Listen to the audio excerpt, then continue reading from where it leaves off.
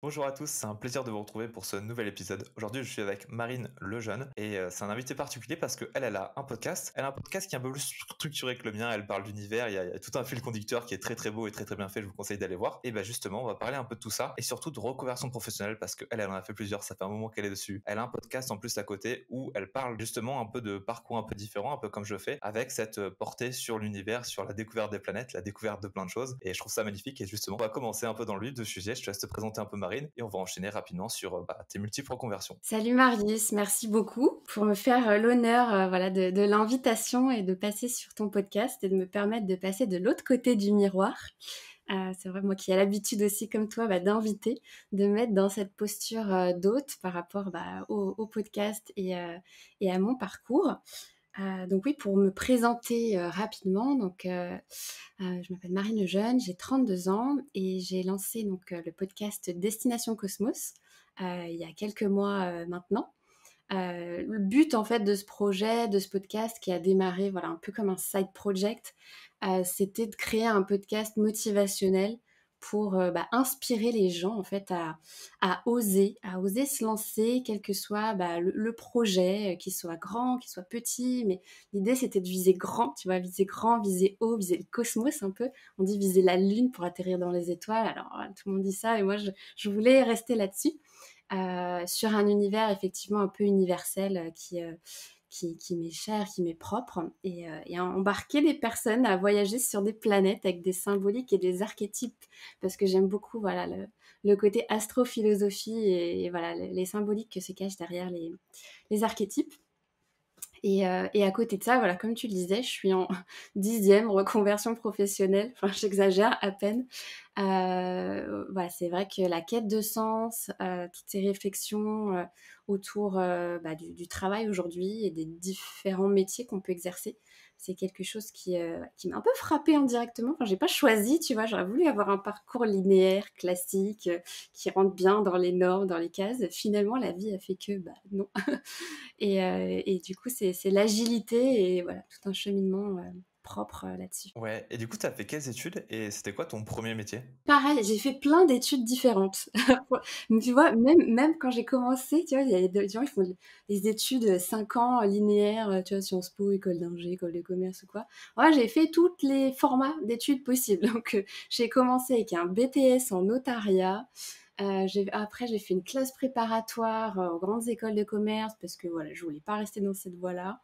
En parallèle, voilà, je préparais, j'étais en licence économie-gestion, vraiment que des formats comme ça. Et puis de là, je me suis spécialisée, voilà, j'ai pris la voie royale, on va dire voie classique, un peu des écoles de commerce en management du luxe, très cliché. Parce qu'à l'époque, je savais pas trop ce que je voulais faire de ma vie. J'aimais bien un peu la mode, tout ça. Et voilà, je me suis lancée là-dedans. Je fais une école parisienne en management du luxe. Et forcément, on te parle de la communication, du marketing. C'était ça à l'époque, tu vois, les 4P, tous ces trucs-là. Naturellement, j'ai commencé à viser par mes stages et mes premières expériences professionnelles des entreprises dans ces industries-là. Et donc après des stages extrêmement clichés, façon diable s'habille en Prada, j'ai commencé dans 2 grandes boîtes de l'industrie cosmétique, et maroquinerie, heu, jusqu'en 2018, où j'étais donc chef de projet formation, retail international. Alors derrière ces grands mots bateaux, retail, formation, en vrai, c'est du marketing un peu 360. Donc, moi, je m'occupais de toute la partie création de l'expérience client en boutique et puis porter les équipes de vente sur l'amour du produit. Quelque part, il y a le produit qui est en trame de fond. Donc, c'était ça ma vie jusqu'en 2018, jusqu'à mes 28 ans. Et du coup, c'est quoi qui a le grand déclencheur qui a fait changer tout ça? Enfin, ça se trouve, il n'y a pas un grand déclencheur, mais peut-être que ça s'est fait progressivement. En vrai, je pense qu'il y en a plusieurs. C'est plus, à mon avis, tu vois, quand tu remplis un peu toutes les cases, que tu penses suivre la voie royale, que inconsciemment, consciemment, la société te donne, en fait, ou t'impose. Tu vois, on dit fais des grandes études pour satisfaire l'environnement familial, pour un peu, voilà, casser cette chaîne de ma fille, tu réussiras. t'auras un bon métier, t'auras un bon salaire, t'auras une bonne situation, etc.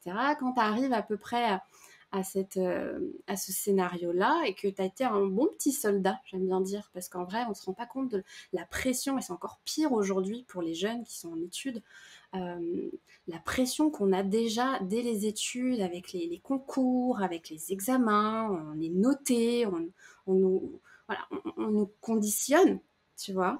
J'ai beaucoup vécu ça parce que j'étais en prépa maths physique, et enfin c'est n'importe quoi, hein. Mon prof il avait un dicton, c'était c'est comme les cyclistes, tout le temps la tête dans le guidon, faut jamais lâcher, même les vacances vous vous arrêtez pas, parce que sinon vous allez perdre le rythme et ça va tout casser. Et donc vraiment il y avait la mentalité de pendant 2 ans, c'est ça toute ta vie. Enfin, genre je trouve ça complètement scandaleux, hein. C'est scandaleux et quelque part, je comprends comment en fait on nous conditionne déjà on nous prépare déjà à vivre le burn-out en fait. Tu vois, enfin c'est fou parce qu'après on s'étonne et on se dit non mais attends, à 28, à même pas 30 ans, à avant 30 ans, tu vois, on voit des jeunes qui vivent des burn-out et on se dit mais non, mais tu connais encore rien de la vie, je ne sais pas quoi, moi, à ton âge. Non mais vous avez pas compris en fait la pression déjà qu'on a vécue. euh, et c'est pour ça que ça implose, tu vois. Et donc c'est là, je pense, tu vas arriver à 28 ans, j'avais fait voilà, 4 ans d'expérience professionnelle dans ces industries-là. Et je me disais, ça va être ça ma vie. Ça me disait, tu vois, en plus, j'étais pas très bien payée, en vrai, parce que les écoles de commerce, ingénieurs ou autres, les Sciences Po, je ne sais quoi, c'est des études qui coûtent cher quand même. Enfin, tu payes. Alors après, je veux pas rentrer dans le débat, est-ce que tu payes un diplôme, est-ce que tu achètes un diplôme, etc. Je suis pas la meilleure placée pour dire ça, mais tu payes. Voilà. Et certains même s'endettent pour faire des études. Tu es censé accéder à, après, tu te dis, à un niveau de vie voilà, digne de ce nom. En plus, t'es pas forcément bien payé parce que tu démarres junior et qu'on te demande d'avoir 10 ans d'expérience, de parler 4 langues, voilà, donc, voilà, enfin des trucs impossibles quoi. Et en plus, on te conditionne dans une case. Si tu as eu le malheur de faire des stages dans d'autres industries avant parce que bah, t'as pas eu de réseau, t'as pas été aidé ou je ne sais quoi, donc t'as un peu réussi à décrocher le stage que tu pouvais quoi. Et c'est pas forcément tous les mêmes stages en marketing propre quoi. Il y a des petites incohérences, mais c'est la vie, c'est l'apprentissage. Bah l'ascension est plus difficile. Donc j'étais pas forcément très bien payée, j'étais pas forcément très heureuse dans ce que je faisais, j'avais l'impression d'être toujours cette assistante qui faisait tout, quoi, d'être ce couteau suisse, tu sais, on te demande d'être multitâche, voilà, ouais, mais le multitâche c'est fatigant et ça défocus, tu vois. Donc j'étais devant mon ordinateur, je faisais tout ça. Ça, j'étais dans les strass, les paillettes, les ventes privées, les trucs. Ça te console un peu en fait. Tu te dis, voilà, au final, tu te rends pas trop compte au début. Puis c'est après, tu vois, tu te dis, bon. Donc j'ai commencé à me poser des questions sur ça. C'était un peu un travail personnel. Après, j'ai eu tout un tas d'expériences personnelles dans ma vie perso, tu vois, qui ont fait que ça m'a bousculée. J'ai vécu voilà, des chamboulements, voilà, des deuils dans ma famille, des expériences de vie perso, voilà, qui font que, bon, bah, les aléas de la vie, enfin, c'est normal, mais que bah, mis tout ça ensemble, ça fait un cocktail un peu explosif, tu vois. Et je suis partie en vacances à Bali quand j'étais encore en poste, en salariat. J'ai dit ouais, toute seule, je vais partir en vacances à Bali. C'est la première fois que je voyage toute seule en Asie, à l'autre bout du monde. J'étais fière de me dire, allez, je tente l'expérience, je vis ce truc-là.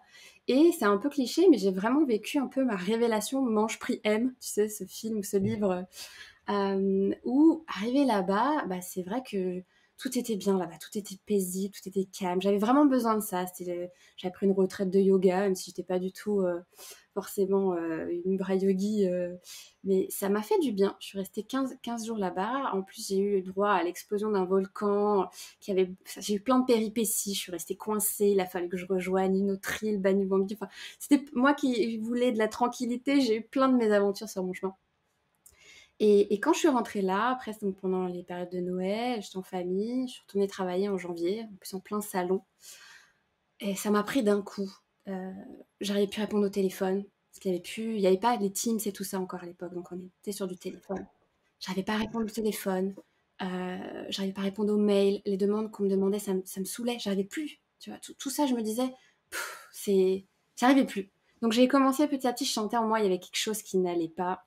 J'ai pris une semaine pour prendre du recul et je me suis dit en fait, bah non, il s'est passé quelque chose. J'avais intégré un truc en moi Et ça fait peur à mon entourage et même à moi parce que je me dis: «Qu'est-ce que je vais faire?» Tu vois? «Qu'est-ce que je vais faire après?» J'avais pas de plan, tu vois? Je savais pas, mais en fait, c'était vraiment je sais pas, un cri du corps ou un cri du je sais pas trop, qui faisait que bon, c'était plus possible. Donc, à partir de là, fin mars de la même année, j'ai quitté mon entreprise en me disant: «YOLO, je sais pas ce que je vais faire de ma vie, mais je vais la prendre en main». Et je trouve que bah, justement, cette peur de l'entourage, enfin, moi aussi, je l'ai vécu quand j'ai arrêté mes études et que bah, j'aurais dû faire des trucs sur le chantier, etc. Moi, c'était impossible, hein. C'était inimaginable. J'aurais dit, bah, je vais entreprendre, je vais faire tout ça. Et bah, t'en as plein qui ont cette peur de bah, qu'est-ce que tu vas faire, comment tu vas gagner de l'argent. Mais globalement, pour moi, ça, c'est pas fondé. Quand tu lances l'entrepreneuriat, et surtout dans le système français, il y a plein de façons d'arrêter son métier et d'aller progressivement vers un job qui nous convient. Et je pense que ça va être beaucoup plus pertinent si c'est toi qui nous partages ton expérience. Après, tu vois, alors oui, effectivement, tu vois, même dans mon entourage, il y avait un peu 2 typologies de profils. Bon, forcément, tu as les parents, la famille, qui disent: «Oh là là, qu'est-ce pas possible, qu'est-ce que tu vas faire?» et cetera. Mais après, quand tes proches voient que tu pas bien aussi, vraiment, enfin, que tu vis quelque chose, voilà, physiquement aussi, tu pas bien émotionnellement, bah, voilà, ils intègrent que tu as peut-être besoin d'une pause et de toute façon, bah, t'as fait des études qui te permettent, entre guillemets, le ticket d'entrée pour cette vie-là où tu te rassures en disant je peux toujours retourner là-dedans. Je suis partie propre, je peux toujours retourner là-dedans. Donc ça déjà, ça rassure. Tu te rassures toi-même aussi, même si c'est un peu du déni. Et je t'expliquerai d'ailleurs, je suis plongée enfin, j'ai fait l'erreur de penser que j'allais pouvoir retourner à cette vie-là, ce qui n'a pas fonctionné. Et donc, tu as les gens, voilà, qui te projettent leur peur. Donc après, bah, tu comprends vite que ces gens-là, bah, tu vas pas leur parler de tout ça. Parce que finalement, ils ne font qu'alimenter leur propre peur. Parce que eux, ils sont dans ce mode traditionnel qui leur convient. Et tant mieux, il faut que ça convienne à certaines personnes, hein. On n'est pas tous faits pour soit être entrepreneur ou indépendant, tu vois. Donc tant mieux, mais ces gens-là ne comprennent pas. Ou alors ils vivront la même chose que toi, mais plus tard. Ouais, parce que pour moi, quand il y a de la peur, quand justement, bah, comme tu l'as très bien dit, hein, les gens projettent leur peur, souvent c'est parce que cette peur, elle existe parce que si jamais il n'y avait pas cette peur-là, bah, en fait, ils feraient comme toi. Et c'est juste que, bah, au fond, ils ont envie de faire comme toi, mais du coup, cette peur est venue là pour les empêcher parce qu'ils ont toute cette croyance qui font que, bah, il faut gagner de l'argent, il faut continuer de manger, etc. Tout plein de choses qu'ils se pensent être obligés de faire.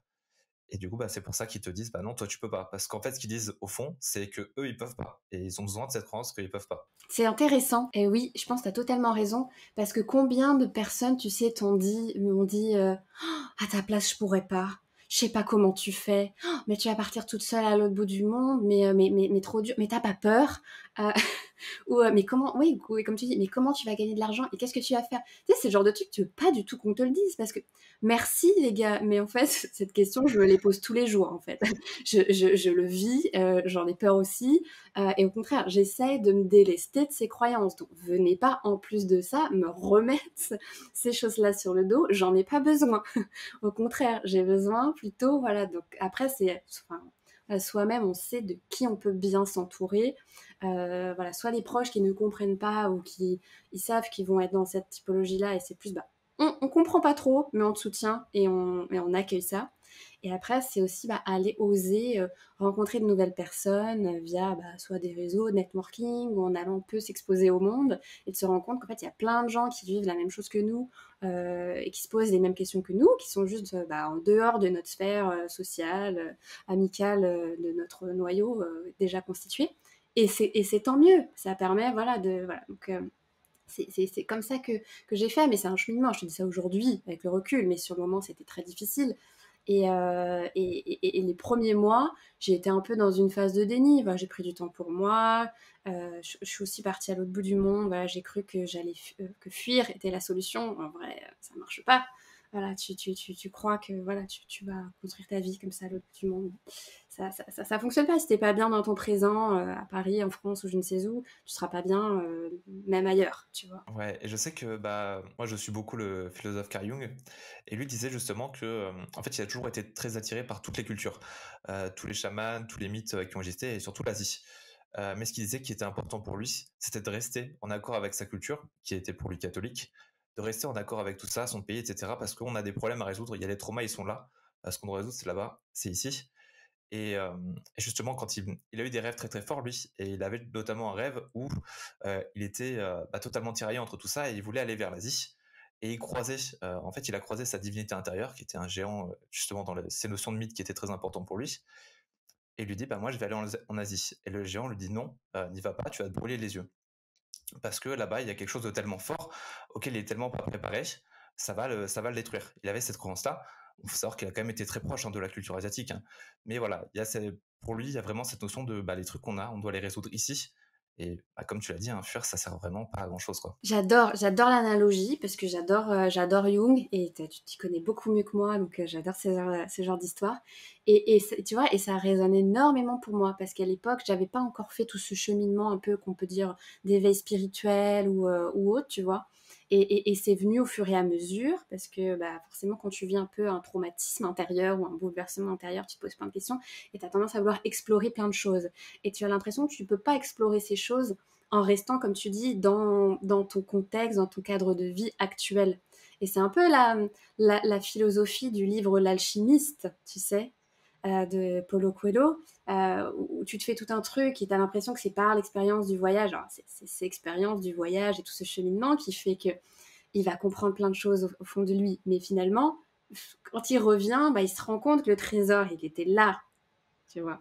Et ça, je m'en suis rendu compte après coup, quand j'ai processé cette expérience du voyage que j'ai pu faire, où j'ai pas eu l'impression d'avoir les réponses à mes questions. Tu vois, j'étais frustrée, tu vois, je suis partie dans des pays à l'autre bout du monde, je suis partie en Nouvelle-Zélande, je suis retournée à Bali. En plus, c'est des pays tu vois, qui sont très marqués et imprégnés par les dieux, par les divinités. Moi, j'ai une fascination pour les volcans. Je trouve qu'il y avait ce parallèle avec l'éveil spirituel, le bouleversement, le chamboulement intérieur que je vivais aussi. Et la vie a fait que j'ai dû rentrer en plus, parce que bah, voilà, le corps m'a rappelé à l'ordre. Voilà, parce que pareil, j'ai forcé, j'ai pas écouté les signes, comme tu disais, sûrement comme Jung, où il aurait dû écouter ses rêves qui lui disaient n'y va pas. Et j'ai eu sûrement des signaux qui devaient me dire ne va peut-être pas de façon si violente, en dehors de ta zone de confort. Et j'ai été rappelée à l'ordre. Maintenant, je regrette pas du tout ce voyage et ces expériences, c'était génial. Mais c'est vrai, quand je suis rentrée de là, je me suis dit, bon, j'ai pas eu la réponse à mes questions, je suis toujours un peu dans le flou. Et c'est là où je me suis reperdue. Ou quelques mois après, bah, faute de qu'est-ce que je vais faire de ma vie, j'avais pas fait mon chemin, j'avais pas fait ce travail sur moi finalement. Je m'étais voilé la face, tu vois. Et j'ai repris un job en salariat. J'ai repostulé dans l'industrie du luxe, du premium, de la formation. En plus, j'avais monté en grade, j'étais passée responsable formation, donc j'avais l'impression d'upgrader ma life dans la société, tu vois. Et j'ai fait un jour, j'ai fait une journée. J'ai commencé, voilà, premier jour, dès 16h, j'étais là, là, c'est pas possible. J'étais là, je me revoyais en haut de mes volcans à l'époque. Je me dis, mais qu'est-ce que tu fais là? En fait, il y a 3 mois, enfin, il n'y a pas 3 mois, mais c'était en mars et on était en novembre. Je dis, mais t'as pas fait tout ça pour recommencer, en fait. Et le lendemain matin, je prends les transports en commun. Je me rappelle, j'étais à Châtelet-Léal. Super, bah, tu vois, gros cliché où en plus tu te sens bien oppressé, on te rappelle bien, c'est sympa la vie à Châtelet-Léal, tu vois. Et ce croisement entre le RER B et le RER A, où encore une fois il y avait un problème, plein de gens sur le quai, impossible de monter dans le wagon. En fait, je me suis effondrée. Et je me suis dit, mais si tu montes dans ce train, tu remontes en fait dans ta vie d'avant. Et c'est pas possible. Et là, je me suis effondrée, je suis sortie, je me rappelle, il était tôt le matin, en larmes. J'ai appelé ma mère, j'ai appelé une de mes meilleures amies. Je leur ai dit, je peux pas y retourner, je peux pas y aller. Et j'ai l'impression d'échouer. J'avais l'impression d'échouer, en fait, d'avoir raté quelque chose, d'avoir raté voilà, le modèle qu'on attendait de moi. C'est vraiment enfin, déjà, j'avais échoué, j'avais l'impression d'échouer aux yeux des autres en abandonnant ce premier poste et en déviant, tu vois, de la voie royale. Et là, j'ai l'impression de rééchouer une deuxième fois. Et en fait, ce qui m'a rassurée, tu vois, j'ai une amie qui m'a dit, mais ok, c'est pas grave, t'as essayé, t'as compris. Voilà, t'as compris la leçon. C'est pas grave si tu fais rien, c'est pas grave si tu deviens pas la directrice formation de je ne sais quoi, de quelle boîte de luxe ou quoi. C'est pas grave, Marine. Mais fais quelque chose. Et là, j'ai intégré. Là, j'ai intégré et j'ai commencé à explorer tout ce qui pouvait m'intéresser.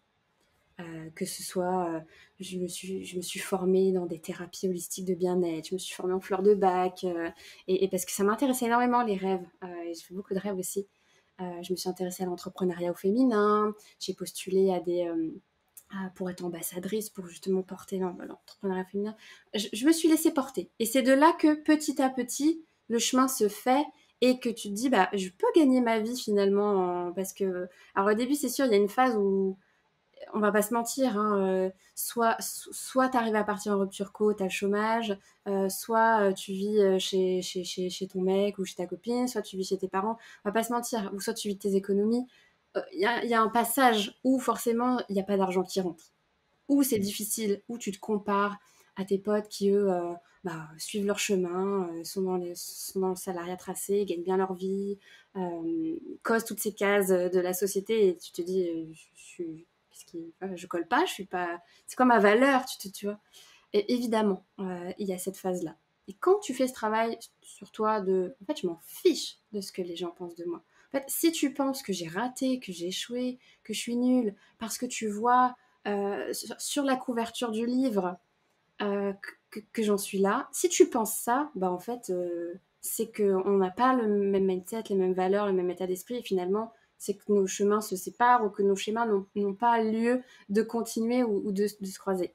Et si en revanche tu viens creuser et comprendre, parce qu'on a tous une histoire en fait, on a tous un vécu et les gens sont là sur la couverture, sur un profil LinkedIn, sur un statut, etc. Et moi la première, je suis encore parfois impressionnée par des statuts. En vrai, quand tu fais voilà, ce travail de déconstruction, ce travail de l'ombre qui est difficile, qui t'est propre, bah après tu peux faire ce que tu veux. Ah, c'est important que tu rappelles tout ça et c'est sûr que quand tu fais ce changement radical, il y a plein de problèmes qui se créent avec l'entourage, il y a plein de choses que j'avoue que moi en fait je me compare beaucoup, mais ce qui m'a aidé moi dans ce chemin-là, c'était que bah, je vois aussi que en vrai le milieu du bâtiment, c'est un milieu où tu as des horaires qui sont pas acceptables. J'ai mon pote, ça lui arrive une fois, il a dormi à son taf. Dormi à son taf, et ouais, et enfin moi quand je vois ça, genre est-ce que je me dis que mes potes sont heureux ou quoi? Est-ce que je me dis que ça c'est acceptable, que je devrais accepter de faire tout ça? Non, pour moi la réponse c'est non. Et tu as certains qui comprennent, qui sont en mode: «Bah, je suis impressionné». Bah, justement cette phrase-là de: «Je pourrais pas faire ce que tu fais à ta place», ça je trouve que ça c'est très beau et pour moi c'est un beau compliment. Et tu en as d'autres qui vont être, bah, ils vont être en mode: «Bah, tu gagnes pas d'argent, ce que tu fais c'est du bénévolat ou quoi». Bon, ce qui y a aucun problème contre le bénévolat, hein. Mais pour eux tout ça, ils regardent l'argent qu'ils gagnent, et voilà. Moi, je me rends compte que bah, je pourrais pas accepter de faire ce qu'ils font.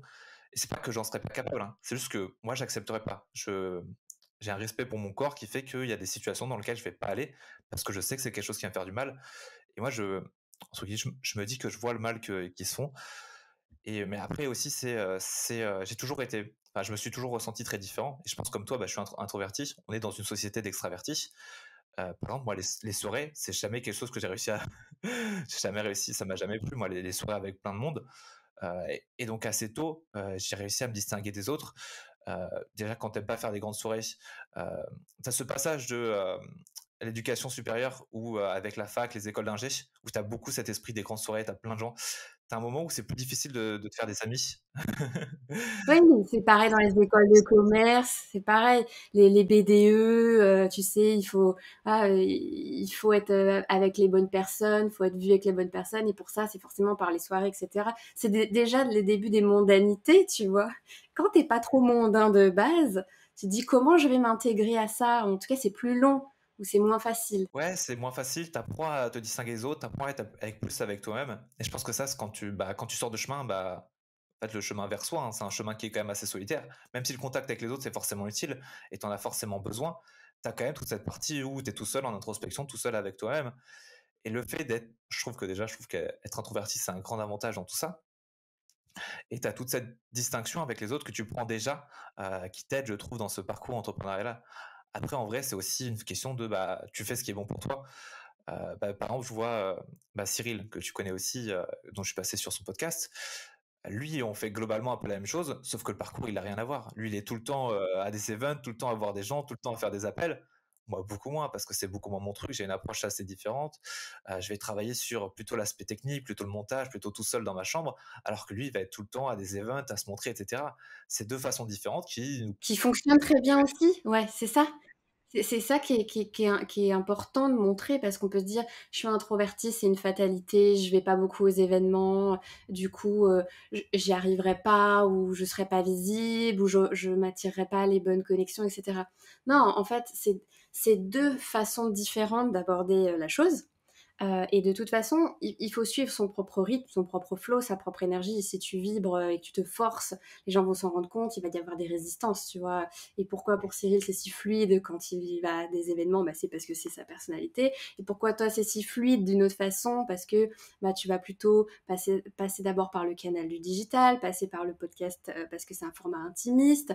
Et pour autant, tu vas être visible aussi et tu vas attirer des gens aussi. En fait, c'est juste le moyen qui est différent, le média ou le canal ou l'approche, mais ça n'empêche pas la progression et tu vois, du format. Ouais, c'est ça. Et c'est ce que tu as dit, hein, quand tu as commencé. À un moment donné, quand tu as eu cette amie qui t'a apporté ce réconfort, elle t'a dit, bah, trouve, fais quelque chose que tu fais, et tu as été chercher ce qui te fait plaisir. Et justement, c'était quoi ton parcours dans les différents trucs que tu as explorés? Qu'est-ce que tu en as conclu? C'est vrai que du coup, quand tu ne sais pas du coup ce que tu vas faire et ce que tu peux faire, c'est compliqué parce que tu as l'impression que, tu vois, on parle beaucoup aujourd'hui de switch, de reconversion professionnelle, etc.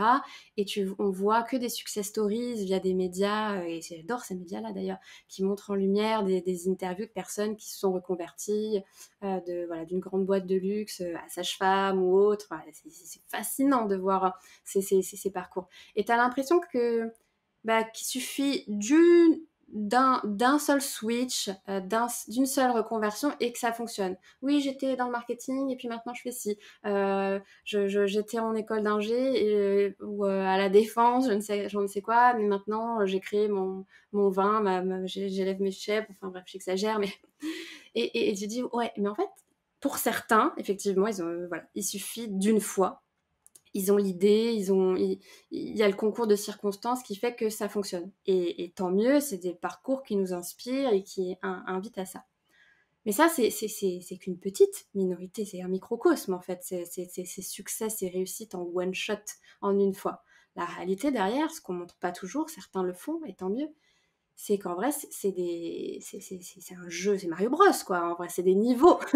Moi, j'ai l'impression que là, ma vie, c'est des niveaux, tu vois. C'est-à-dire que au début, tu dis, bah, je vais commencer à faire un peu tout ce qui m'intéresse. Donc, c'est un peu en anglais, on dit du shadowing, je sais pas comment on dit en français, c'est un peu du vie ma vie. Non. Tu vois, on dit, Ouais, tu prends un non, modèle tu prends et tu modèle. essaies de te rapprocher de Certains te celui-ci. disent, je veux être fleuriste, certains te disent, je veux faire ceci, je veux faire cela. Oui, en fait, teste, essaye un petit peu de te mettre dans la vie de ces profils-là, ou forme-toi un petit peu, alors pas à des grands coups, fais des petites formations, des petites choses, tu vois, l'idée c'est de faire des petites choses qui font que, est-ce que c'est vraiment ça que tu as envie? Et certains se rendent compte, oh non, en vrai, j'ai pas du tout envie d'être dans ma boutique à faire des bouquets ou à gérer, non, non, en fait, c'est pas fleuriste que j'ai envie de faire, tu vois. Mais c'est peut-être créer une marque de fleurs ou un truc, tu vois. Donc, ce que j'ai fait, bah, je suis allée vers tout ce qui m'appelait. Donc, tu vois, je me suis formée en fleurs de bac, par exemple. Aujourd'hui, ça me sert à rien. Enfin, en tout cas, professionnellement, ça me sert à rien. Peut-être ça me servira un jour. Et j'ai creusé plutôt l'entrepreneuriat au féminin. C'est venu d'ailleurs un petit peu tout seul à moi. Et de là, les opportunités se sont débloquées toutes seules. J'ai fait un programme qui s'appelle Switch Collective aussi. C'est une sorte de bilan de compétences 2.0 que tu fais en groupe à Paris sur 3 mois, qui mélange... C'était au tout début en plus. Aujourd'hui, ils sont énormément développés. Moi, c'était au tout début. Et ça mêlait toute la phase introspective qui pour moi est capitale, où tu te poses les bonnes questions. C'est pas que je fais un bilan de compétences, c'est quoi mes forces, mes faiblesses. Non, non, c'est qui je suis réellement. Qui je suis réellement. Avec plein d'outils, plein de méthodes. Certains parleront à d'autres, d'autres pas.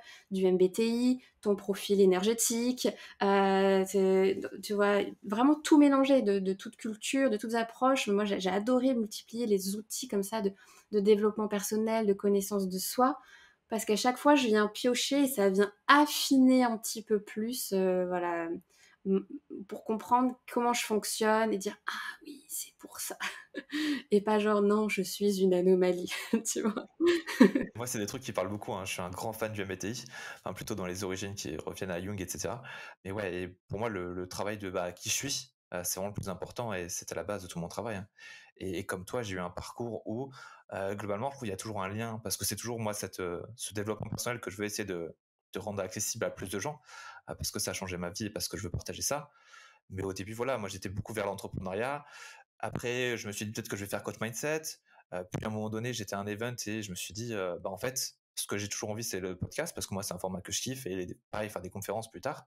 Ça, c'est vraiment ça qui me plaît le plus. Mais je n'osais pas y aller, tu vois. Et je me suis dit, bah, à un moment, je vais y aller. Et en vrai, le podcast, c'est pas si difficile que ça. À un moment donné, tu te mets juste comme ça, tu fais ton micro, au début, tu contactes les gens que tu connais le mieux. Et petit à petit, tu vois, tu arrives à créer quelque chose. Et là, actuellement, mon activité de coach mindset, je l'ai mis en pause. Je sais pas si je la reprendrai ou pas. Parce que je me consacre pleinement à la création de contenu. Il y a aussi cette partie où il y a des gens qui vont être capables de faire plein de choses en même temps. Et très bien. Moi, j'ai du mal. Donc actuellement, c'est ouais. Je suis comme toi. Et je pense que c'est ça qui m'a un peu, entre guillemets, qui a fait que encore aujourd'hui, je te dis que je suis encore en reconversion parce que du coup, en suivant toutes ces étapes et toutes ces opportunités, et ben, je suis partie me former en UX UI design. Tu vois, j'ai remporté une bourse grâce à Vinted à l'époque et il faisait des bourses pour promouvoir la place des femmes dans la tech. Et je me suis dit, ah, bah, comme j'avais toute cette phase un peu d'éveil spirituel, je m'étais énormément plongée dans le développement personnel. Et ce qui est génial et fascinant, mais le travers du développement personnel sauce marketé aujourd'hui, c'est que bah, tu peux être dans la suranalyse, dans la surmentalisation, et quand tu es déjà un profil un peu comme ça, bah, j'ai l'impression que tu es moins dans le concret, moins dans la matière, moins dans l'ancrage. Et donc j'étais un peu partie trop loin dans ma tête, j'avais pas trop besoin de ça, au contraire, j'avais besoin qu'on me ramène voilà, dans le concret. Et donc c'est là où je me suis dit, ah bah, si je pouvais faire le lien entre ce que je faisais avant, donc l'expérience client, à l'ère du digital, l'expérience utilisateur. Donc je me dis, ah tiens, ça va être ça ma première reconversion. Ça va être, je vais devenir product manager. Tu voyais que ça émergeait, tout ça, que c'était un métier d'avenir, tout ça. Je me dis, oh, trop bien, ça y est, j'ai enfin trouvé ma reconversion pour rebriller en société. Comme quoi, c'est toujours, tu vois, il y a toujours l'ego qui te ramène pour montrer aux autres que, ah oui, ah Marine, ça fait 2 ans que tu galères. Ah, enfin, bah non, regarde, ça y est, maintenant, je suis product manager, tu vois. Donc j'ai cru ça. Et j'ai fait ça pendant 2 ans, je me suis mis freelance, tu vois, et donc j'ai accompagné des entreprises en design thinking, en product management, etc. Et puis aussi un peu en lien avec mon ancienne industrie, le digital learning. Et donc là, tu vois, depuis 2 ans, ça y est, j'étais posée. Je pensais que j'avais fait mon premier switch, j'avais fait voilà, ma reconversion, j'ai changé de format, freelance, mais toujours pour des entreprises alors soit très importante, soit moins connue, mais voilà. Et cette année, j'ai réussi à bien gagner ma vie de ça. Donc j'avais ma petite fierté, ma petite revanche sur moi-même. Ouais, ça y est. Et en vrai, bah non. En vrai, qu'est-ce qui s'est passé? Ce qui s'est passé, c'est que tout ce travail de cheminement que j'avais fait, j'avais déjà à l'époque envie de créer un projet. L'entrepreneuriat revient. J'avais envie de créer une marque ou de créer un concept. J'avais envie de créer quelque chose, mais j'avais plein de croyances limitantes qui fait que je ne l'ai pas fait. Et aussi, j'avais pas les moyens, les économies ni les ressources. Et cette année, en étant freelance voilà, pour des boîtes, je me suis rendu compte que oui, bon, bah, encore une fois. Alors cette fois-ci, j'étais bien payée, mais en vrai, est-ce que j'aimais vraiment faire ce que je faisais? Pas tant que ça. Je me suis rendu compte que le product management, bon, oui, j'aime bien, visiblement, je le fais bien. En tout cas, mes clients étaient satisfaits de ce que je faisais. Mais j'ai pas envie de devenir une grande product manager. Voilà, c'est pas ça mon call, mon truc, tu vois. Mince, mince, t'as encore raté, Marine. J'ai encore échoué. Et après, je me suis dit, oui, être freelance, d'accord. Mais finalement, j'ai fait plusieurs formats de freelancing et je me suis rendu compte que les formats que j'explorais me convenaient pas. Que ça se rapprochait trop de ce que je faisais dans ma vie d'avant. Je me suis dit, ah oui, donc en fait, finalement, c'est pas le format le problème. J'ai encore contourné le problème. Je me suis dit, bah, du salariat, je fais du freelancing pour les clients, mais en vrai, c'est pas le statut. Donc, tu vois, c'est des niveaux, c'est des paliers. C'est pour ça que j'aime bien dire, c'est pas d'un coup, c'est évolutif et c'est facile d'en parler sur le long terme. Mais en vrai, là, je te parle d'un cheminement depuis 2018. On est bientôt à l'aube de 2023. Et c'est là où, tu vois, cette année, pareil, en questionnement, je dis, bon, je sais que je vais pas continuer le format freelancing que je fais aujourd'hui. Je pourrais, financièrement c'est confortable, ça tourne, je trouve des clients, etc. En vrai, ça m'anime pas, je me rends compte que je m'éteignais encore à petit feu, comme quand j'étais mon salariat. Et c'est là que le côté entrepreneur est remonté, est revenu.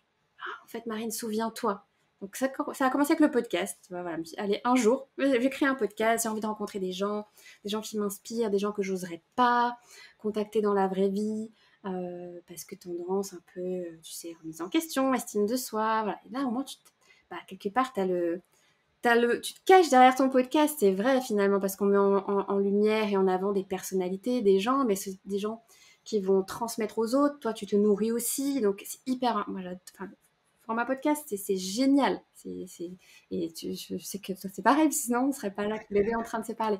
C'est génial, et je ne regrette pas une seule seconde. Et ça m'a pris un peu d'un coup comme ça. Les gens se sont dit, mais Marine, t'as encore pété un plomb, t'as encore une nouvelle idée, c'est quoi encore ce truc?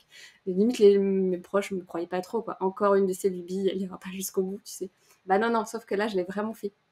Et je suis super heureuse d'avoir lancé ça. Et bah, petit à petit, là, tu vois, on est en fin d'année, l'année prochaine, je me dis, je vais peut-être enfin me donner les moyens de créer ce projet entrepreneurial que j'ai envie. Je vais me poser sur la vision et je vais essayer.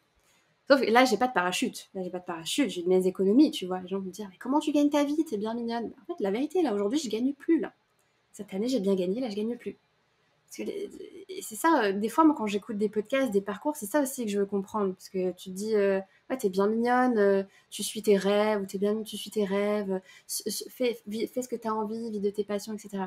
La réalité, c'est que parfois, bah, pour vivre de ses passions, vivre de ses projets, c'est qu'à côté, bah, il y a des compromis. Tu perces pas en 3 mois, tu perces pas. Certains y arrivent. Mais pareil, c'est un microcosme, c'est une personne. Il y a un Thibault Louis, il y a une Nina Ramen, il y a un Louis Pile, tu vois.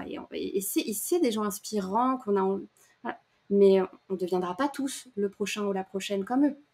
On peut y tendre, mais non, tu vois. Derrière, c'est peut-être prendre un petit boulot, faire des petites missions freelance qui ne te font pas forcément vibrer, mais qui te permettent de vivre de ton activité. Combien de personnes indépendantes je rencontre, ou je me rends compte, en fait, à côté, ils font d'autres choses avant de tendre vers leurs rêves ou leurs projets qui, bien sûr, on l'espère, réussira et qui pourront en vivre. C'est pas un truc comme ça, quoi. Et je trouve que même les personnes qui claquent des doigts, je sais que moi j'ai côtoyé des personnes qui, genre sur les réseaux, du jour au lendemain, bam, ils ont plein d'abonnés parce que leur contenu plaît plus, c'est plus déjà on a adapté avec les codes de la plateforme. Mais ce que je vois, c'est que les gens qui ont les choses trop facilement, déjà ils se rendent pas forcément compte de ce qu'ils ont créé. Et il y a aussi le fait que comme c'est venu trop facilement, ouais, ça a moins de valeur, ils se rendent moins de compte, même eux, ils se rendent moins compte de ce qu'ils ont fait. Et je suis d'avis que affronter des obstacles et souffrir un peu, c'est quelque chose d'important. Et quand, en fait, on a tous besoin, ou à un moment donné, on va tous affronter des obstacles, et tout ce qu'on a affronté avant, ça va nous aider à les affronter ensuite. Et ces personnes qui ont les choses trop facilement, eh ben, ils risquent d'un coup à se retrouver confrontés à un obstacle qui est beaucoup trop grand, alors que toi, tu galères petit à petit, t'affrontes plein de petits obstacles, et le prochain obstacle, même s'il fait la même taille que celui de l'autre, t'as tous les obstacles que t'as traversés avant qui t'aident, qui font que t'es à ce niveau-là, alors que cette personne va taper l'obstacle à ce niveau-là, et même si il a une plus grosse audience, même s'il a plein de choses, ben, il va galérer beaucoup plus que toi, donc, en apparence, tu te dis, bah, lui, il a eu tout ça facilement, il peut aussi perdre tout ça facilement. Et c'est pareil, quand tu gagnes de l'argent rapidement, ça veut souvent dire que tu peux la perdre aussi rapidement, quoi. C'est hyper intéressant. Et tu vois, je pense que ça rentre dans les modèles et dans ce qu'on appelle de plus en plus. Alors, on parle de plus en plus de résilience. C'est un mot que j'aime et à la fois qui est un peu utilisé aussi à toutes les sauces. De plus en plus aussi, je vois passer, il faut que je m'intéresse à ce concept, c'est antifragile. Et je crois que c'est ça que tu vois, c'est l'antifragilité. Alors, est-ce que c'est la même chose que la résilience? Je ne pense pas, mais en tout cas pour moi, il y a quelque chose de commun de ce que tu disais. C'est bah, la vie, voilà, c'est des crises, c'est des bouleversements, c'est des étapes. Et si effectivement, bah, à chaque fois, tu apprends un petit peu à bâtir. Alors d'extérieur, oui, t'as l'impression, les gens peut-être vont se dire, ouais, il n'y arrive pas. Mais en fait, si tu construis tes fondations, peut-être parfois dans la douleur, dans la difficulté, euh, et parce que les personnes ne veulent aussi voir que la phase du succès, la phase immergée de l'iceberg. Mais en vrai, tout le travail intérieur, interne qu'il y a eu en amont, c'est énorme. Et je pense aussi d'ailleurs, c'est le travail d'une vie, en vrai. C'est comme travailler sur soi, travailler sur ouais, cette résilience, cette antifragilité, cette agilité aussi. C'est un travail d'une vie et c'est ce qui fait, alors je me considère pas dans cette case-là, mais c'est ce qui fait, je pense aussi, les bons entrepreneurs. Quand tu vois tous ces discours de ceux qui ont tout perdu ou ceux qui ont eu des échecs de boîte ou professionnels, Mais si tu sais que de toi-même, tu as réussi à construire quelque chose une fois, même si tu perds, ou tu as l'impression d'avoir perdu, tu pourras reconstruire. Ouais, c'est ça. Et des fois, j'ai rencontré des personnes qui n'ont pas vraiment le sentiment d'avoir construit eux-mêmes ce qu'ils ont en fait. Et eux, du coup, quand ça tombe, ils vont se dire, bah, vu que c'est pas moi qui l'ai construit, je vais pas pouvoir le reconstruire. Et eux, ils vont être beaucoup plus perdus. Et parce que bah, ils ont eu trop de chance au début. Et voilà. Et après, quand tu parles de antifragilité et résilience, moi, je trouve que le problème des grands mots, c'est que tu peux cacher plein de choses derrière tout ça. Et surtout, antifragilité, il y en a qui l'utilisent avec une connotation que je trouve assez mauvaise. C'est un peu en mode, bah, fonce, de toute façon, tu vas t'en sortir.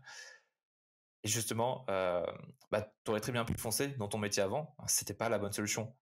Pour moi, c'est super important de s'écouter. Après, ça dépend de ce que tu veux faire, ça dépend de ton objectif. Pour moi, si tu veux de l'argent, dans ce cas-là, fonce. Pas besoin de réfléchir, sois débile, tu auras de l'argent. Si c'est ton seul objectif, vas-y, en vrai, c'est pas si difficile que ça, il suffit d'être débile, quoi.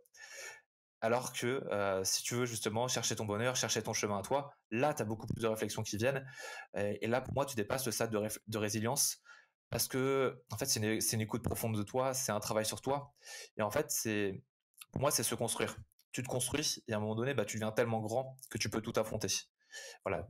Après, voilà, c'est ces notions, ça se trouve, tu as ce sens-là derrière ces mots-là.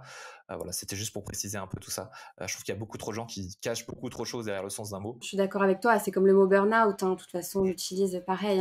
Hein. Et je suis pas experte du concept antifragile, mais ça m'est venu il y a pas longtemps et je me suis dit, ah, il faut que je creuse cette approche aussi. Mais tu as totalement raison et je suis absolument en phase avec ça, c'est que on te dit, il faut avoir le mental, il faut y aller, vas-y, oui, et tout ça. En fait, non, en fait, parfois, il faut savoir renoncer. Des fois, on te dit, oui, allez, allez, à fond, on lâche rien, on lâche rien. C'est pas vrai. Bien sûr qu'on peut lâcher, il faut lâcher, tu vois. Euh, Parfois, on s'accroche à des... Et c'est pas des rêves, on s'accroche à des choses, à des fantasmes, à des projections qui sont pas enfin qui sont pas bons pour nous, tu vois. Donc et c'est douloureux, hein, c'est douloureux de lâcher, bien sûr. C'est plus facile de se contenter de son cadre qui ne nous convient pas, mais qui tourne bien, qui est confortable, etc., que de lâcher et puis de se retrouver entre guillemets sans rien. Et bien sûr, c'est plus confrontant. Mais après, c'est pareil, ça dépend ce qu'on recherche. Et puis je pense aussi que les personnes, alors tu as des personnes qui ne se poseront pas ces questions-là et j'ai envie de dire, je les envie, tant mieux pour elles, presque.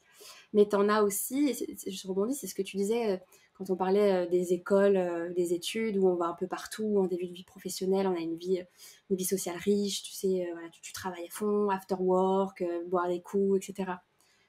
C'est une phase de déni. Combien de personnes après, dans des parcours de reconversion, de burn-out ou je ne sais quoi, te disent oui, j'avais tout pour être heureux, mais en vrai, je me voilais la face et je voulais pas voir. Parce que finalement, être occupé comme ça tout le temps dans ces mondanités, c'est une façon de ne pas travailler sur soi et de pas avoir ses propres problèmes. Voilà, c'est parce qu'on ne veut pas aller chercher.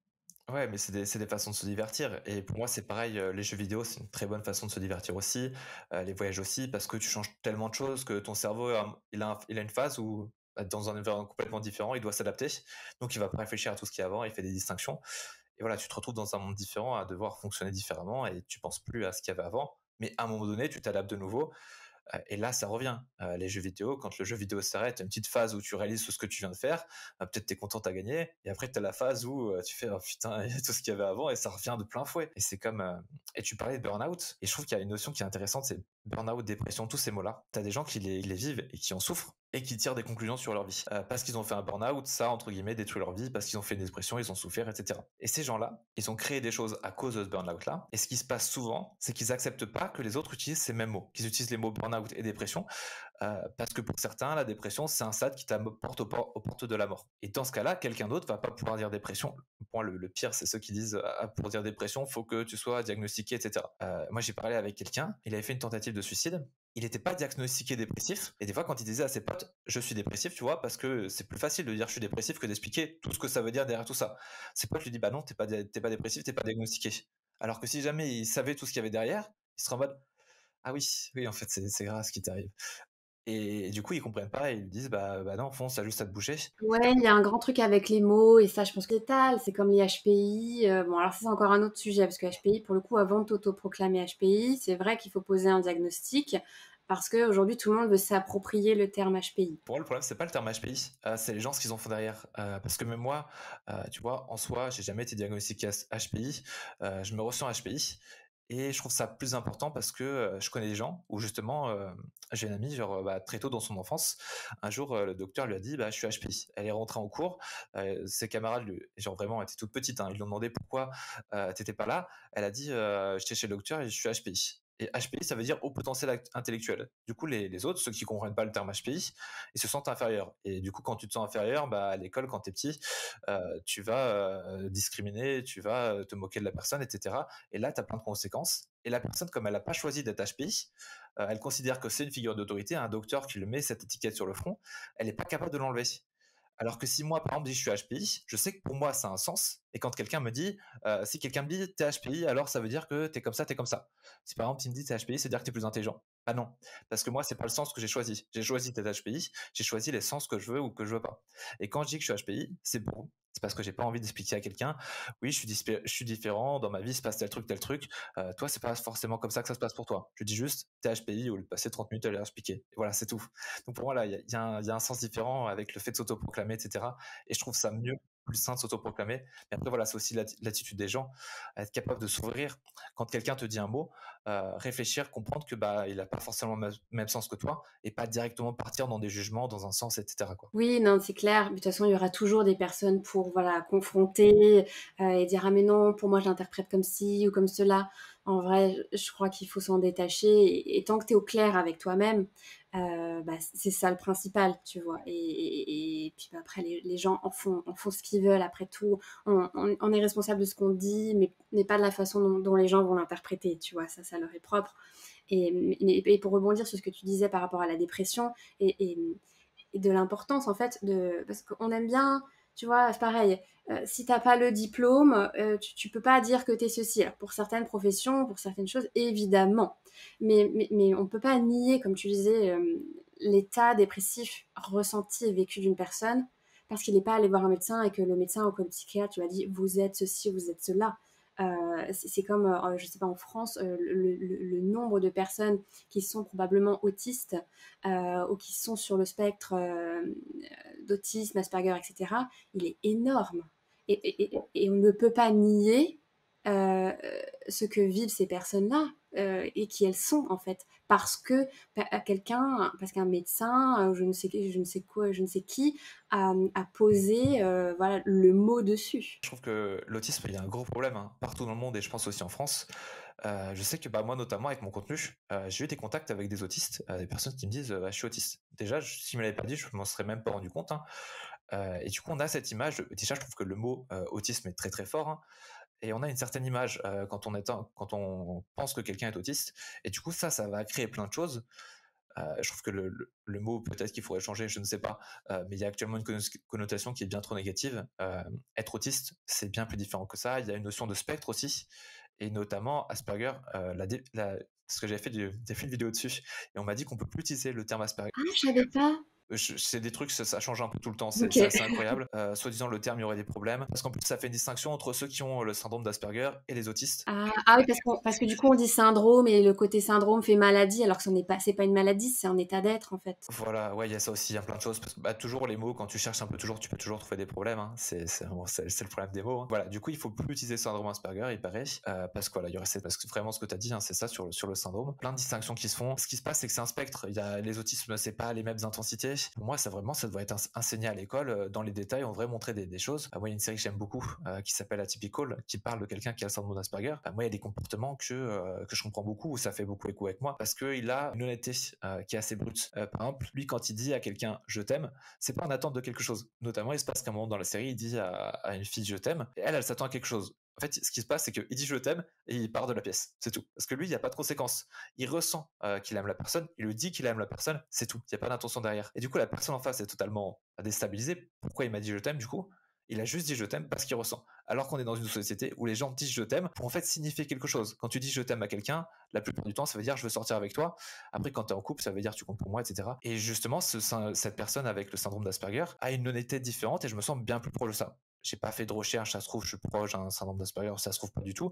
Ça m'intéresse pas de faire de recherche parce que je sais qui je suis très bien avec ça. Mais voilà, je trouve ça intéressant de savoir tout ça et de savoir que il y a plein de gens, notamment tous ceux qui sont un peu stricts, un peu carrés sur la justice, etc., sur l'honnêteté, etc. Il y a des chances qu'ils soient plus proches de l'autisme que la plupart des gens, quoi. C'est très possible. Et d'ailleurs, on dirait que, tu vois, ceux qui se mettent pas de barrière de cette façon-là et qui vont exprimer les mots vraiment justes par rapport à leurs ressentis et leurs émotions, sans aller chercher voilà, des trucs alambiqués, c'est les enfants. Quand tu regardes aussi un enfant, en fait, il va il va te dire les choses par rapport à l'émotion sur le moment vécu, tu vois. C'est en grandissant qu'on vient dire, qu'on vient apporter du poids, j'ai l'impression, ou des significations. En vrai, ça se fait assez vite quand même parce que dès qu'un enfant va dire quelque chose qui pour lui vient du cœur, qui pour lui a pas de connotation négative, c'est juste un constat. La personne en face, bah non, faut pas dire ça parce que si tu dis ça, tu sous-entends ça. Non, l'enfant il sous-entend pas tout ça du tout. Et ouais, du coup, tu crées tout ça sur l'enfant qui se fait assez tôt. Et pour moi, il y a une notion importante, il y a deux formes de traitement de l'information, ça notamment avec le MBTI. Tout ce qui est rationnel, tout ce qui est intellectualiser les choses plus tard, et tout ce qui est émotionnel, le ressenti. Et les enfants, sur la deuxième moitié, le rationnel, ils ont beaucoup moins de connaissances, entre guillemets, donc ils vont intellectualiser, intellectualiser beaucoup moins les choses. Mais du coup, ils ont quand même tout ce traitement d'information par le ressenti qui est beaucoup mieux que celui d'un humain normal, enfin d'un adulte normal. Et sauf que l'information des enfants, les gens vont tendance à dire bah non, tu sais pas, tu sauras plus tard, etc., etc. Alors qu'il est beaucoup plus proche de son ressenti, et le ressenti a énormément de valeur, mais on est dans une société qui donne pas de valeur au ressenti, malheureusement, et du coup, ça veut dire qu'on donne pas de valeur aux enfants.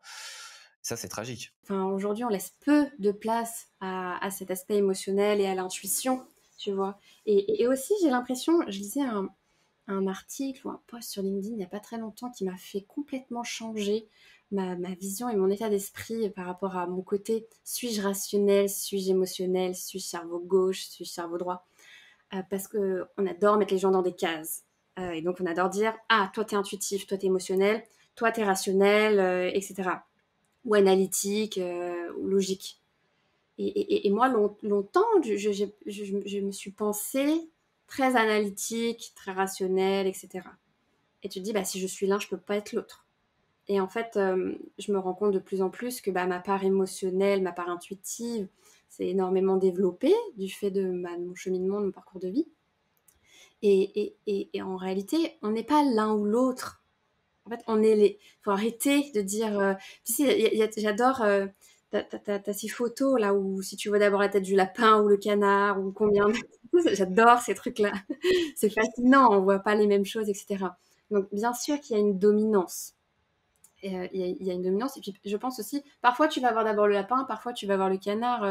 Il faudrait refaire plusieurs fois. Je sais pas, c'est des études. Qu'est-ce qui fait qu'aujourd'hui, tu as vu le lapin et que dans 2 jours, ou dans un mois, ou dans un an, tu vas peut-être le canard ou je ne sais quoi?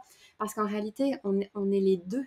On a les deux. Voilà, on est rationnel et on est émotionnel. C'est juste que en fonction de la décision à prendre, du contexte, de l'environnement, de ce qu'on vit, etc., de plein de multifacteurs, eh bien, l'un va peut-être prendre un petit peu plus le pas sur l'autre, et à juste titre, certainement, tu vois.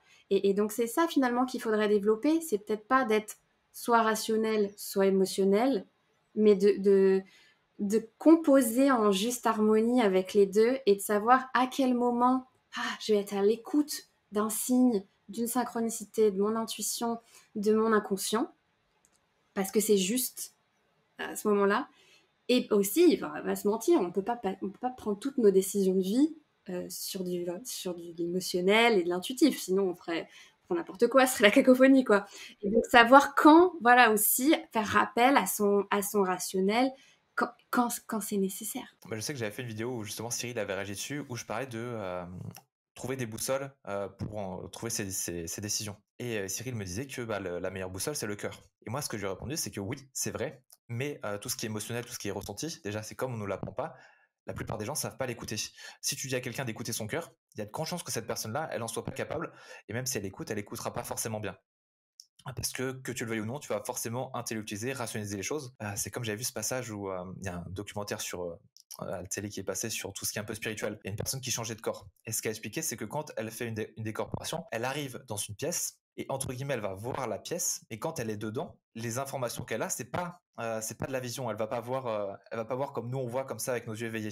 Mais quand elle revient dans son corps, le corps à ce moment-là, il va reprendre toute l'information et va la rendre plus compréhensible. Donc, il va la faire comme si elle la voyait, mais quand elle est dedans, elle la voit pas. Et c'est ça qui se passe avec toutes les informations. En fait, tu as une information qui est ressentie et ensuite il y a des mots qui sont mis dessus, il y a plein de choses qui intellectualisent. Il y a ce fonctionnement qui se passe avec les deux. Donc ça, c'est important de repenser en compte. Et par exemple, par rapport au MBTI, le MBTI, en fait, ça vient des travaux de Jung. Et justement, parce que en fait, les opposés, c'est simple à comprendre. C'est simple à comprendre d'opposer les choses. Le MBTI a un peu repris ce que Jung a fait et a créé des opposés. Parce que Jung, ce qu'il dit dans les fonctions, justement, dans les fonctions cognitives, il dit qu'on a une fonction dominante. Et par exemple, pour moi, c'est une fonction rationnelle. Et du coup, ma dernière fonction, ma quatrième fonction, qui est enfermée, c'est une fonction émotionnelle, où je vais être capable de prendre les ressortis dans la pièce et faire des décisions avec ça. Et cette quatrième fonction, en fait, du coup, on en a quatre. La première, c'est notre dominante, on l'utilise très bien. La deuxième, on l'utilise bien. La troisième, si on s'est bien développé, on l'utilise un peu, mais très mal. Et la quatrième, la plupart des gens ne l'utilisent pas. Et justement, le travail de Jung, de l'individuation, c'est d'apprendre à développer notre quatrième fonction pour justement créer cet équilibre. Et Jung, il a été encore plus loin. Il a tué la dominance. En fait, symboliquement, dans un rêve, il a tué sa fonction dominante. Sa fonction dominante était incarnée dans son rêve par un héros allemand. Et dans son rêve, il l'a tué. Et bon, c'était un moment très difficile pour lui. Hein. Et du coup, il a tué la dominante de sa fonction principale pour atteindre cet équilibre. Et pour lui, c'est ça l'objectif de l'individuation. C'est ça l'objectif de sa vision du MBTI, on va dire, ou sa vision qui a donné le MBTI, de recréer l'équilibre en équilibrant tout ça. Tu vois, je savais pas tout ça, c'est fascinant. Oui, j'ai appris que tardivement, bah, grâce à une de tes vidéos, je crois récente, que le MBTI venait de Jung. Incroyable, parce que forcément, j'adore le MBTI, donc j'étais waouh, la synchronicité. Non, mais c'est fascinant. Et tu vois, ce que tu dis, c'est bah, c'est la preuve, tu vois, qu'on est les deux, qu'on est bien plus qu'une seule facette de nous-mêmes et que voilà, c'est global et de l'importance de la compréhension de soi et de ce travail permanent. Et on ne peut pas tout comprendre d'un coup, de toute façon, on ne peut pas tout explorer d'un coup, sinon ce serait trop violent. On vivrait des morts, des petites morts personnelles, tu vois, trop frontales, trop violentes quand on n'est pas prêt finalement. Ouais, c'est ça. Et il y a des gens qui ont des éveils spirituels qui sont justement beaucoup trop violents. Moi, j'ai été en échange avec quelqu'un. Elle a vécu un éveil spirituel tellement violent que depuis 3 ans, elle essaye de se remettre, de remettre du sens à tout ça, sachant qu'elle n'était pas du tout dedans. Et genre, il y a des gens sur les éveils spirituels, ça peut être très très violent. Il y a cette notion de lueur de l'âme, toutes ces choses-là qui peuvent être justement très très violentes parce qu'il y a toutes ces informations. Alors que bah, le plus sain, c'est d'y aller progressivement parce que c'est beaucoup plus sain pour soi. Hein. Après, on choisit pas, je crois. Ça s'impose un peu à nous, tu vois. Moi, c'est des mots qui me parlent énormément. Et je crois que voilà, il faut. On choisit pas, ça vient à nous. Parfois, pour certains, c'est plus jeune que pour d'autres. Et quelque part, même si quand tu es jeune, quand tu le vis, quand tu l'expérimentes, c'est extrêmement douloureux. C'est d'une violence enfin, inqualifiable, en fait. Mais quelque part, c'est un gain de temps énorme sur le long terme, en fait, sur son processus de compréhension interne. Après, c'est comme tu dis, il y a des personnes qui ont énormément de difficultés à s'en remettre, et c'est sur plusieurs années, je pense. Tu vois. Moi, j'ai eu une phase, voilà, je ne sais pas si on peut appeler ça la nuit noire de l'âme, mais ça me parle énormément, j'avais pas mal fait de recherches là-dessus. Tu étais connecté de tout, de toi-même. Tu es dans une telle souffrance, en fait, vécue même par le corps, tu vois. Tu te dis, mais comment vais-je transcender ça, quoi, finalement euh, mais je crois que ça fait les plus grands. Finalement, c'est personne qu'on peut penser fragile vu de l'extérieur, parce que les personnes se disent ouais, regarde, il ou elle est pas bien, elle a l'air de traverser une sacrée mauvaise passe, quoi. Et c'est des gens qui sont bien, bah, ils disent bon, oui, c'est une petite déprime, une petite dépression. Non, non, c'est bien plus que ça. Et finalement, ces personnes-là qui arrivent bah, à renaître de leur cendre, quoi. C'est un peu cliché de dire ça, mais c'est vraiment ça. Il y a cette notion de Dragon Ball Z où ce qui te tue pas te rend plus fort. Et c'est vraiment. Il y a la notion Ça, c'est quelque chose d'assez controversé, mais la mort imminente, cette expérience-là. Et il y a des recherches qui disent que tous ceux qui ont fait des expériences de mort imminente, et Jung en a fait une assez tard dans sa vie, mais selon certaines personnes, toutes ces personnes qui font ces expériences-là, ça leur change complètement leur façon de changer le monde, et ils atteignent un stade spirituel beaucoup plus élevé, un stade de développement de soi, ils ont une vision différente du monde. J'avais lu un livre sur ça qui était assez incroyable, où une personne qui a justement a été morte, presque morte, sur le trajet entre deux camps. C'était un livre de Frédéric Lenoir qui est assez incroyable. Je crois que c'était La promesse de l'ange. Ah, c'est un super auteur, ouais. Ouais, c'est un super qui a écrit un livre sur Jung, qui est super. Et ouais, et il parlait. En fait, elle est presque morte dans son trajet. Elle se faisait transférer d'un camp à l'autre. Et bah, il s'est avéré qu'elle n'est pas morte, qu'on l'a récupérée, etc. Après, elle a même été, en fait, elle a rejoint le camp ensuite d'elle-même. Elle était dans une famille, elle a rejoint le camp parce qu'il y avait toute sa famille, etc. Et elle a une vision du camp qui était complètement différente bah, de tout le reste du monde. Et dans ce livre-là, elle est en fin de vie dans l'hôpital et elle trouve, elle échange avec un garçon qui se retrouve là un peu par hasard parce qu'il a fait une tentative de suicide. Et tu vois qu'elle a une vision du monde complètement différente, une vision de la mort différente. Et elle partage tout ça, elle imprègne tout ça dans ce jeune homme qui a sa vision du monde complètement changée. Et enfin, c'est incroyable de voir tout ce qu'elle a vécu, tout ce que ça a impacté sur elle. Et comment maintenant, avec tout ça, elle voit le monde. Voilà, moi, c'est quelque chose qui m'intéresse beaucoup. Bon, on va peut-être clôturer un peu tout ça, ça Ouais, fait quand c'est même. fascinant, hein. Après, on peut pas, ça, c'est sûr qu'on peut parler des heures de, de tout ça. Ouais, 2 heures. Alors du coup, question du dernier invité. Comment tu te vois en tant qu'individu dans 3 ans, notamment si jamais tu mets à bien ton projet entrepreneurial? Ah, c'est drôle cette question. Tu sais quoi? Parce que ça me fait penser, mais de façon bien plus jolie et bien plus intéressante. Tu sais, quand tu passes des entretiens d'embauche, et j'ai l'impression que c'est ma leçon de mon parcours. C'est hyper drôle que ce soit cette question-là. Je m'attendais tellement pas à ça. C'est une façon projetée de me dire, regarde Marine, qu'est-ce que tu vas répondre à cette question par rapport à ta vie d'avant? Euh, comment, bah, surtout c'est toujours une question d'alignement. Cette fois-ci, tu vois, beaucoup plus, en fait, j'ai envie de dire, un peu en paix finalement, déjà, premièrement. Parce que c'est vrai que ces 4 dernières années ont été extrêmement confrontantes et pas faciles à vivre, quoi, tout ça. Donc déjà, plus en paix avec moi-même. Apaisé, ouais, c'est le mot, apaisé, voilà. Et, euh, dans le juste, en fait, par rapport à mes aspirations, à la fois professionnelles, personnelles et de lifestyle, tu vois, je me dis, bah, enfin, dans 3 ans, j'espère que j'aurai, tu vois, que mon podcast, voilà, j'espère, sera reconnu et apprécié pour le message que je veux transmettre, qu'il y aura eu plein de belles étoiles qui seront passées et qui auront transmis voilà, ces messages de se lancer, d'oser, de croire en la magie de la vie, voilà, de lâcher certaines choses, de se dire que parfois, voilà, il y a un autre chemin possible. C'est aussi ton message. Il y a un autre chemin possible que celui qu'on pense. Fait de se faire confiance, voilà, que je me ferai davantage confiance et que j'incarnerai tout ça, quoi. Et que j'aurais créé ce projet, voilà, ce projet, soit cette marque, voilà, que j'aurais bâti ce projet qui m'est cher depuis quelques années et que je pourrais en vivre, que j'aurais réussi, voilà, que je pourrais montrer qu'en déviant de ce chemin et de ce parcours, malgré tous les aléas et les difficultés que ça peut représenter, on peut réussir à construire sa vie voilà, pro-perso, parce que moi les deux sont liés, de toute façon c'est un lifestyle, et d'être heureux et apaisé, d'en vivre et voilà. J'espère que c'est pas bateau, je rappelle, mais Bah, ça me parle beaucoup, hein, et puis ouais, bah, c'est très proche, hein, c'est très proche de ma vision à moi et de ce que je veux atteindre aussi. Et bah, je vais te laisser poser ta question à toi pour le prochain invité. j'ai envie de parler de synchronicité. En plus, on est sur Jung. Je suis obligée. Ce serait quelle est la synchronicité la plus marquante que tu aies vécue, la boîte de Pandore d'une transformation dans ta vie? Ok, bah, super intéressant. Merci à toi pour cet agréable moment. N'hésitez pas à retrouver dans la description, il y aura tous les liens pour te retrouver sur Insta. Tu es très actif sur LinkedIn. Ton podcast, évidemment, que j'encourage à regarder. Bah merci, oui, merci infiniment Marius pour l'invitation, pour voilà, mon premier passage de l'autre côté. C'était un super moment. J'ai adoré voilà, parler de tout plein de choses avec toi et de me voilà, détacher du côté trop expertise, mais vraiment de ramener à l'humain et au cheminement. C'est un super axe, un super angle. Et je te souhaite plein de bonnes choses pour la continuité et la visibilité de ton podcast.